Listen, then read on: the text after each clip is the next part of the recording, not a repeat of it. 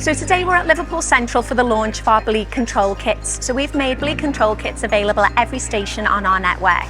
As part of this activity, we've trained all of our frontline staff to be able to use the kits. And today we're here providing educational workshops for passengers. It's really important to us that we play a part in the communities we operate in. And these kits will be installed into the defib cabinets on our network, which means they can be accessed by anyone in the community who needs them. The fact that Merseyrail have got a kit in every single train station across the whole network sends a massive public safety message to say that, you know, we are well resourced should anything ever happen. And they're not saying that it will happen. It's the same concept as the defibs. They're not saying that someone will have a heart attack, but should that happen, they've got something on site that can keep that person alive. So essentially they're first stage trauma kits to stop bleeding or to control major bleeding. So with bleeding control, every second counts.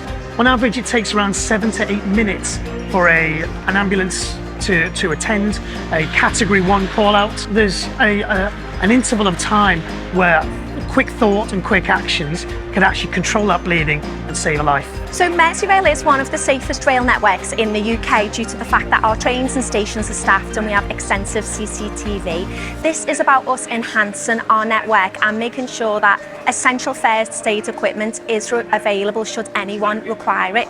It's also about us playing our part in local communities and making sure that we're there to support anyone who needs it.